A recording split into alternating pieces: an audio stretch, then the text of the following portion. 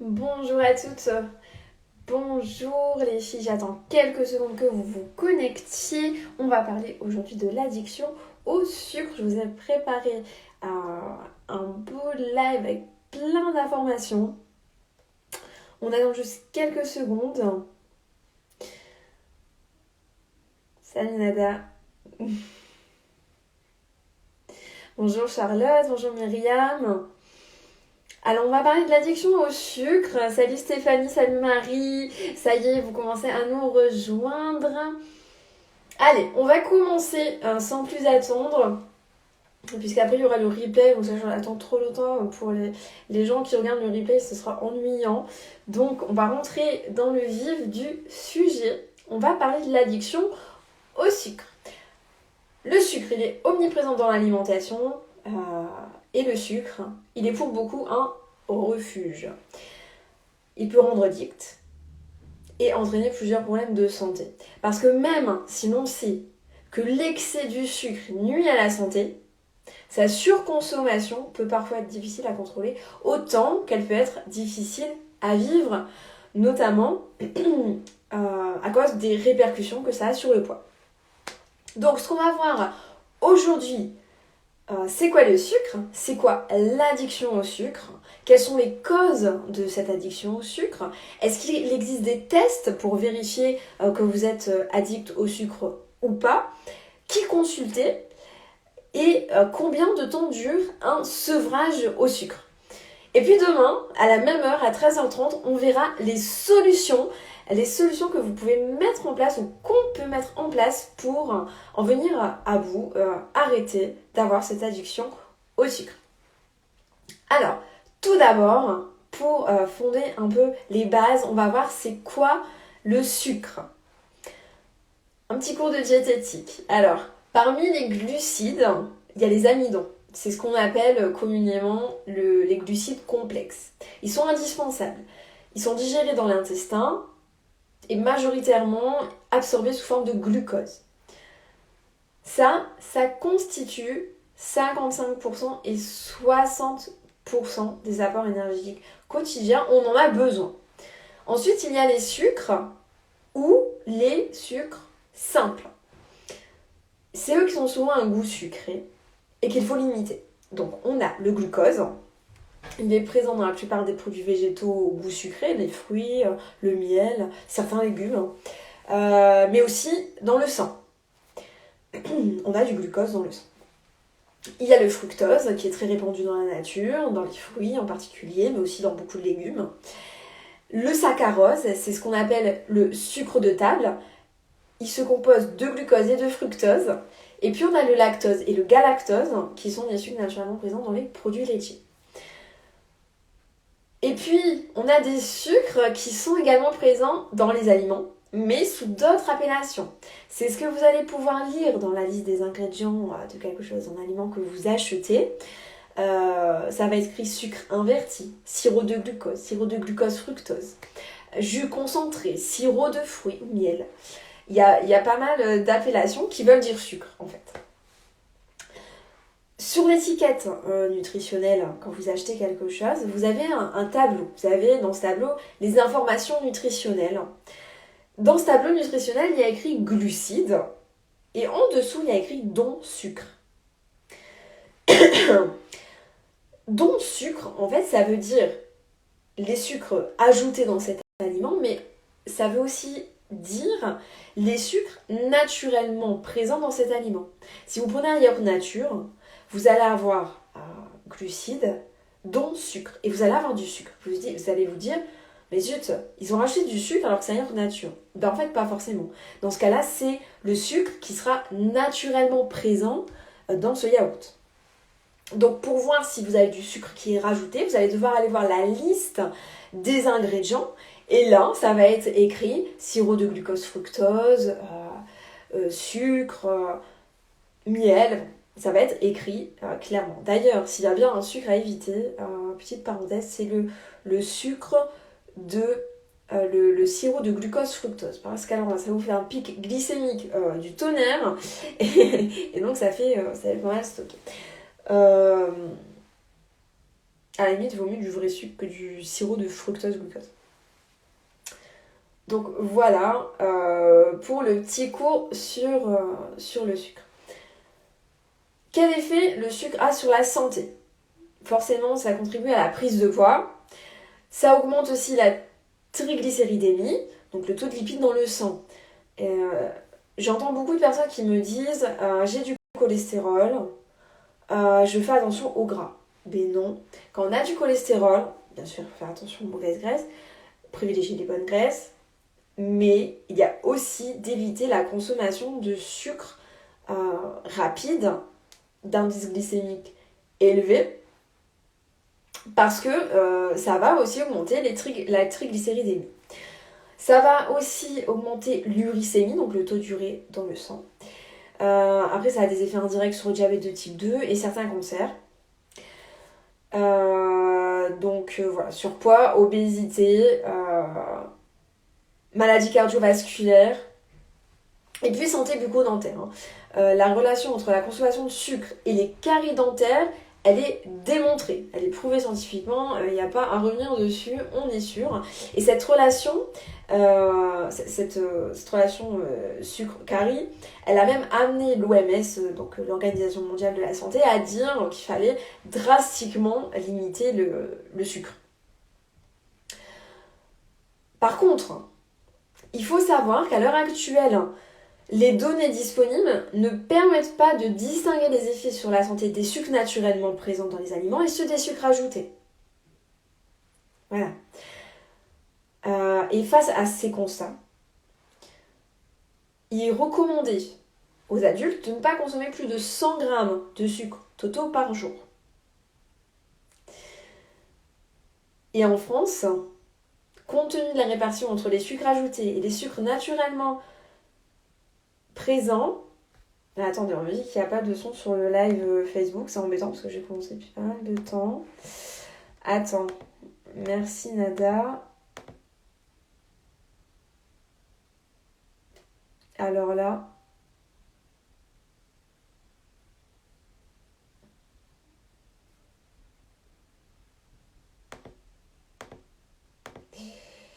Mais je ne sais pas.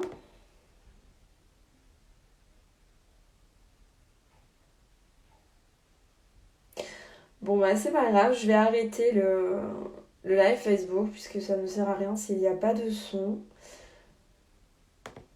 Hop, je l'arrête. De toute manière, vous êtes beaucoup plus nombreuses sur Insta.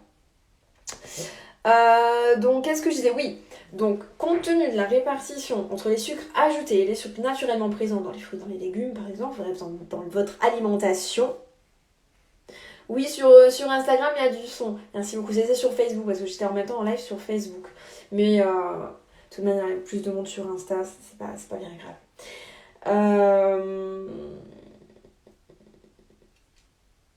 Voilà, la recommandation, je parle de la recommandation de l'OMS. Avec la limitation d'abord en sucre, en fait, ça revient à avoir moins de 10% de l'apport énergétique total. C'est un mot un peu compliqué, mais en fait, pour un apport énergétique de 2000 kcal, ce qui est assez classique, il faudra 50 grammes de sucre. 50 grammes de sucre, c'est 5 cuillères à soupe.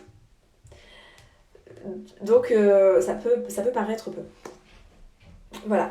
Par ailleurs, d'après l'ANSES, donc l'Agence nationale de sécurité sanitaire de l'alimentation, de l'environnement et du travail, il y a 20 à 30% des Français qui ont des apports en sucre supérieurs à 100 grammes par jour, alors que ça va plutôt être dans les 50, 60, les 70 grammes maximum, et il y a 30% des Français qui sont quand même plutôt à 100 grammes, donc c'est beaucoup trop. On m'a beaucoup posé la question des édulcorants. Question très intéressante. Quand on veut réduire son sucre, quand on veut réduire sa consommation de sucre, on veut aussi en fait réduire globalement le goût du sucre. Alors, mettons de côté le fait que certains édulcorants ne sont pas forcément super bons pour la santé. On pense souvent que c'est bien d'utiliser des édulcorants parce qu'ils sont faibles en kilocalories, voire néant. Il n'y a pas de kilocalories. C'est pas forcément une bonne idée. Parce que le fait d'avoir le goût sucré, ça va engendrer quand même une certaine addiction au sucre. En plus, il y a des études qui ont été faites que cette consommation d'édulcorants n'influence pas vraiment le contrôle du poids. Parce que c'est-à-dire que ça engendre souvent d'autres consommations de produits sucrés. Ça entraîne aussi une addiction au sucre. D'ailleurs, ça a montré aussi que c'était pas top pour le diabète. Bon, bref, c'est un autre sujet, mais dans ce sens, tout ce qui est boissons sucrées, même édulcorées, elles ne doivent pas remplacer l'eau. Voilà, ça c'est sûr. Et je vous dis, s'il y avait une addiction au sucre, le fait de remplacer par un ersatz de sucre non calorique ne va pas vraiment régler le problème à la source. Quelles sont les causes d'une addiction au sucre? Bon. D'abord, l'addiction au sucre, c'est quoi? L'addiction au sucre, c'est vraiment la perte de liberté de s'abstenir. Parce que quand on est gourmand, quand on a envie de se faire plaisir avec une consommation de produits sucrés, ces consommations sont contrôlables. Une addiction, ce sera vraiment une personne qui est incapable de se contrôler face au sucre. Malgré qu'elle sait que ça a des conséquences qui sont très négatives pour sa santé, pour son poids, pour son bien-être, etc., etc. L'addiction au sucre, elle n'est pas reconnue comme une pathologie. Donc, c'est pas comme l'addiction à l'alcool ou aux drogues qui sont reconnues comme une pathologie.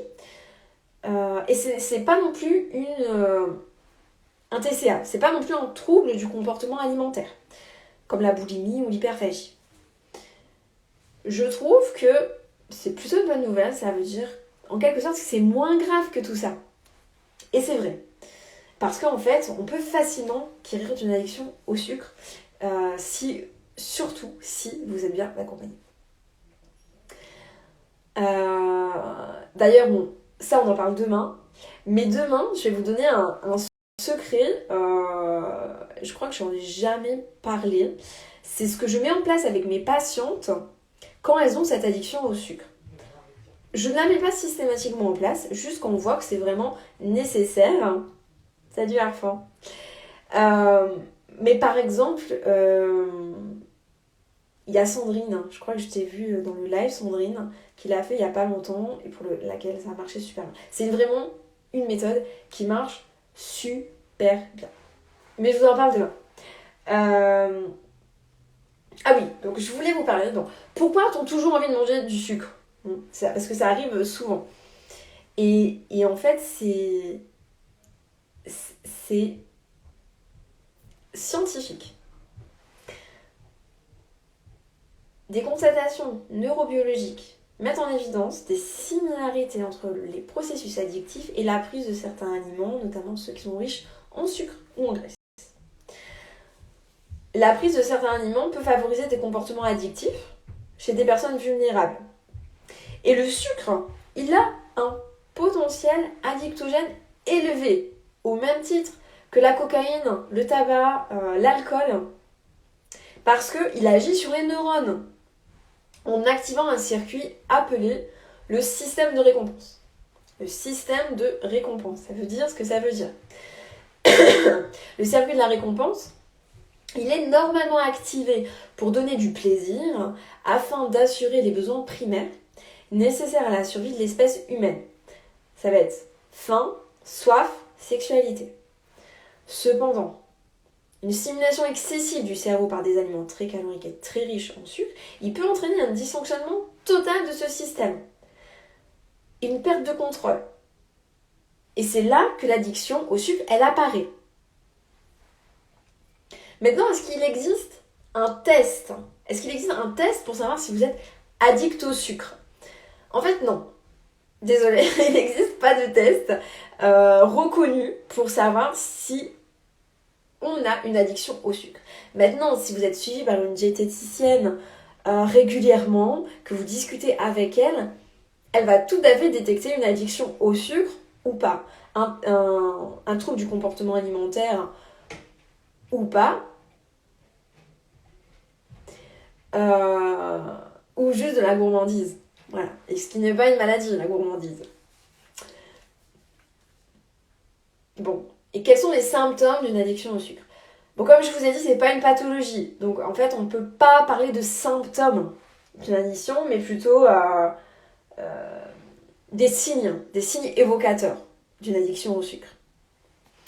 Par exemple, si vous éprouvez le désir de vous abstenir, de limiter votre consommation, mais vous n'y arrivez pas, vous êtes dans l'incapacité d'y parvenir sans aide.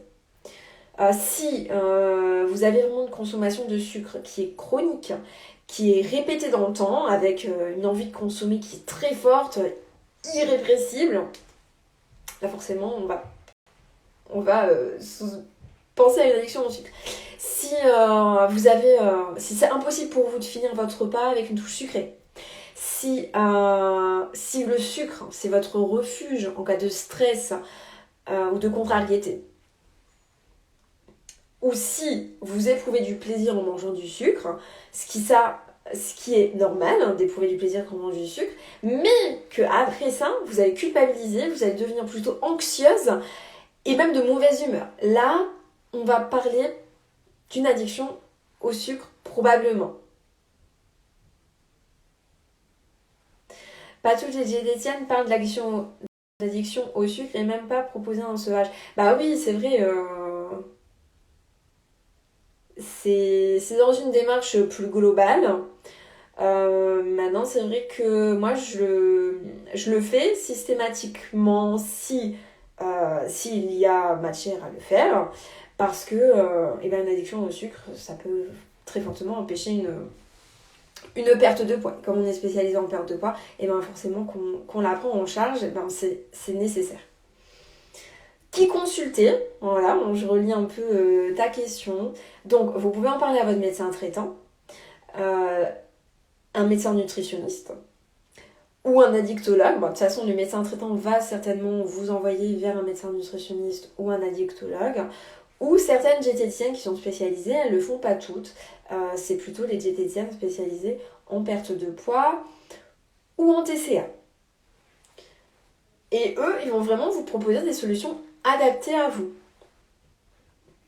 Et combien de temps ça dure ce sevrage? Alors j'ai une bonne nouvelle, ça dure beaucoup moins longtemps qu'un sevrage pour l'alcool ou pour le tabac. C'est plus facile, hein, il paraît, parce que j'ai jamais fumé, qu'un sevrage tabagique.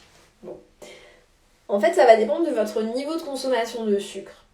Parce que sa suppression, elle peut parfois provoquer une sensation désagréable dès les premières heures pour vraiment les personnes qui sont super addictes. Et ça peut durer 2 semaines. 2 semaines où la personne qui est addicte, elle va être un peu irritée, irritable, nerveuse, anxieuse, stressée. Peut-être on va avoir certains symptômes de la dépression. Et d'ailleurs, certaines personnes peuvent être tentées de compenser avec les aliments salés, ce qui n'est pas vraiment une bonne idée.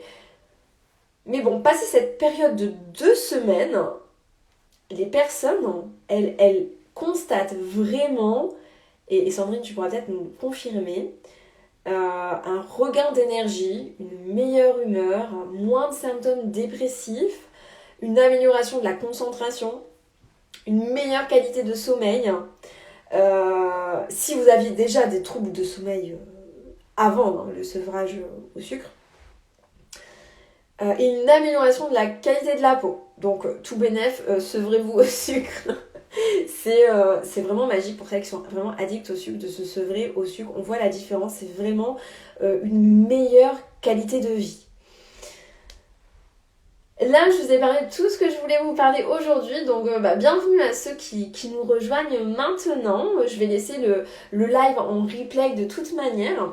Et puis demain, je vais vous donner les solutions. Demain à la même heure, à 13h30, je vais vous donner les solutions pour vous sevrer au sucre. Et je vais vraiment vous donner la solution que je mets en place avec mes patientes.